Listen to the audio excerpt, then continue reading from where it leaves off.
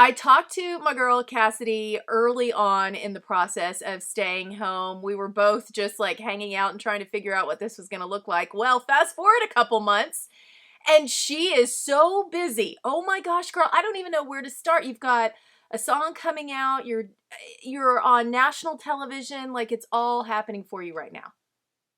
Yay, finally. I've been missing being busy. I've been missing getting back to things. And I mean, we haven't spoken in so long. I feel like so many things have happened in just, I mean, maybe that was 2 months ago. I don't even know time anymore. But yeah, it's been really fun to have something to promote now and to have something that I can give the fans. So yeah, it's been great.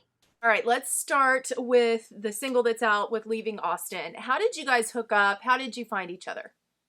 It was really random. I was at the BMG Christmas party downtown last year, which feels like years ago. But I ran into them and they were like, "Hey, we love your voice. We have this song that we have as a duet, and we would love for you to listen to it and see if you want to do it." And I was like, "Okay, sure, I'll listen." And I was like, I did a duet a couple of years ago with Chris, and I just don't know if I need to be doing another one." And then I listened to it and I thought, oh, "This is really good. I love this." And I'm such a sucker for catchy melodies, and that song is just it's an earworm. So I was like, you know what? You're in the BMG family. You guys seem nice, and I love this song, so let's do it. And yeah, and it's been great. It's people seem to like it. So yeah.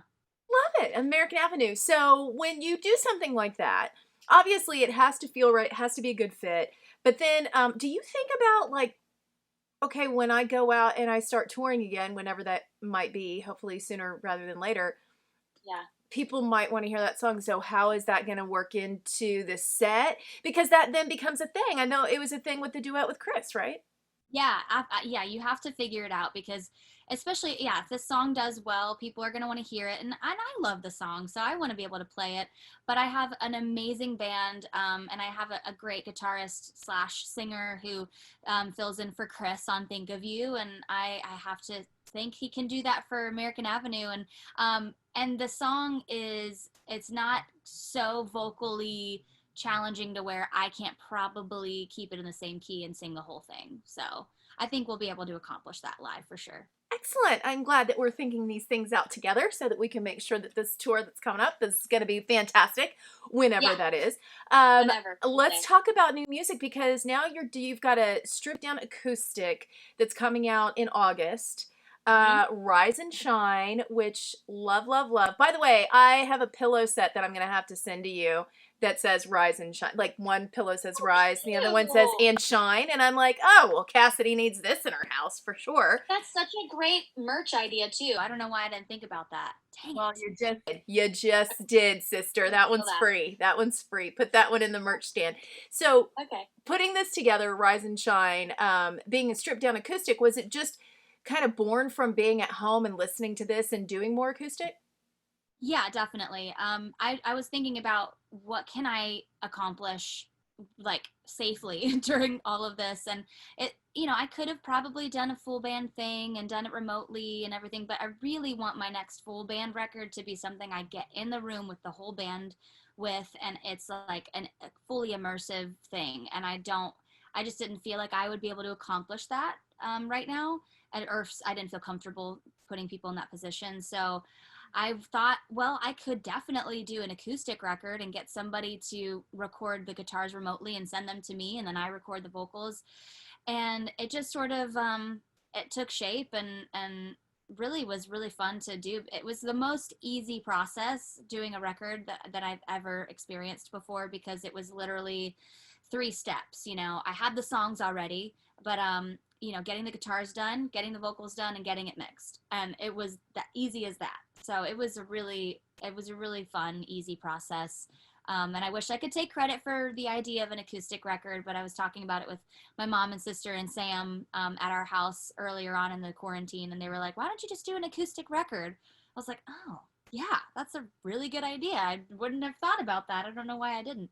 So, and then choosing the songs that lend themselves the best to acoustic as well. That was a process, but yeah, I'm really happy with the ones that I chose. Okay, I listened to some of them, and one of them that stood out to me was Built This House. And listening to that, and I'm like, oh, wow, okay, yeah, this to me lyrically feels like everything that has happened in your life led to a point where you're like, this is mine, I built it.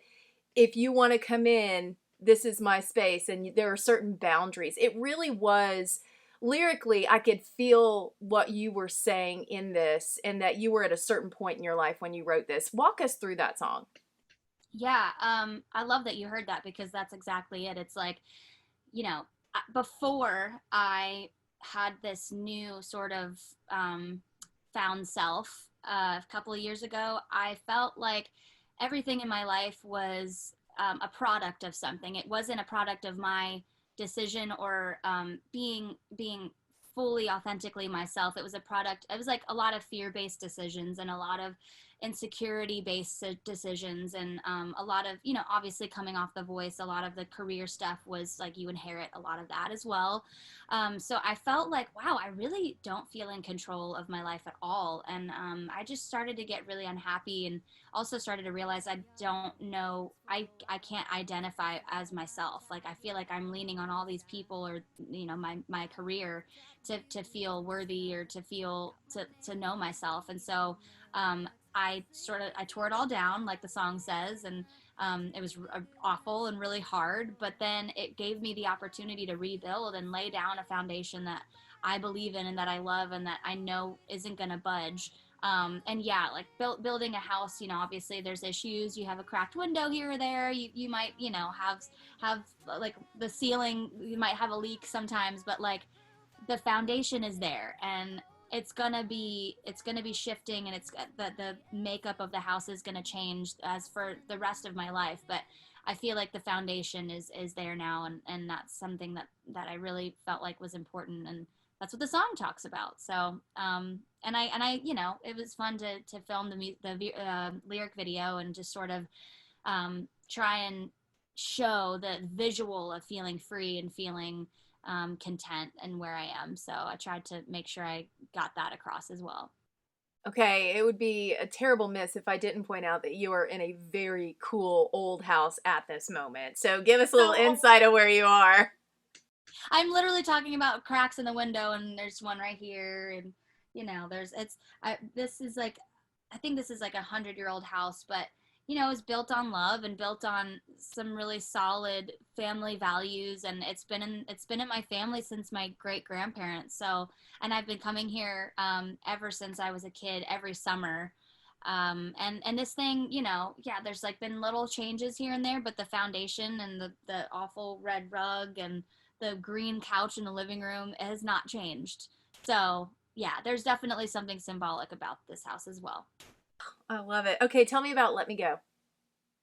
Whew, Let Me Go is a song I wrote when I felt trapped in a situation that I didn't feel understood. And I didn't feel like when I tried to explain myself or tried to show people my heart, I didn't feel like it was accepted or embraced or um, yeah, I just didn't feel understood, and it was kind of like crippling in a way. Like I didn't feel like myself, and I felt like I didn't have anywhere to really go. And it's a song about really being desperate of being set free. I talked to somebody earlier about this, and they were like, you know, a lot of people would ask, you know, why wouldn't you just get out of that situation, and why does it have to be up to the other person to let you go? And I was like, fair point. I actually wrote this song from more of a like a career point of view of you know the team I had at the time and the struggles I was having with them. So I actually wasn't even thinking about a relationship, but I love that people are turning it into whatever they can relate to, and I think that, you know, even though yeah you should definitely walk away from something if you're not being treated well or you're unhappy, but a lot of times it takes a long time for you to do that because you're holding out hope that it'll work out. So you're like, if you're not gonna if you're not gonna give me what I need, let me go, or I'm gonna keep fighting for this because I really hope it works out. So it's kind of it's an interesting thing to hear everybody's takes on it. But yeah, I love it's it. a heavy one. You know what? Looking at this and seeing that you're putting this out and you're putting it out in August, and oh my goodness, we don't have any clue what's going to happen come August. We don't have any clue what's happening next week. But going forward, do you have an outline, or do you have any idea of what touring could look like, or what you're hoping it will look like in the next few months? Well, I know I have a couple of shows that are sort of sprinkled in September and October. Um, and I know that if they're going to happen, I'm going to go to the ends of the earth to find out what safety precautions they're taking. And I will not be a part of a show where there's not social distancing and masks and everything. And hey, maybe there's a vaccine by then, and I'm eating my words now. But um, if there isn't, I mean, I can't endorse that kind of situation. So I really hope that they're going to still happen. There's only about 4 or 5 shows, but it really depends on where we are and the progress we've made with the vaccine. But I'll keep doing virtual shows though. That for sure is going to continue to happen. Are you still doing Thursday Night Wine and Cass? I mean, I might bring it back. It's time. We've we've we've had a few weeks that we dried out, so now we can come back with a vengeance. We're ready, you know. Detox. You got you detox. Now it's time to retox. Detox, retox, all the things. Listen, I love hearing this new music from you. I think that this acoustic album really is going to be monumental, because hearing your voice when it's stripped down with the instrumentation like this, it really showcases your voice, and it sounds so good. Thank you. I appreciate that. I'm glad that you're liking it. Absolutely. Absolutely. Well, all the best to you. We are looking forward to it. Rise and Shine is coming out in August. Everybody, make sure that you are checking out American Avenue, the new duet that is out. I mean, this is so cool. Leaving Austin, they're really awesome. Loving their harmonies, and then you fit right in there in the pocket. It's a good thing. Thank you. Thank you. I appreciate that. Yeah, it's been a good time these last few months. So, All right, have fun, honey. It's good to see you. good to see you too. Thank you. Bye. Bye.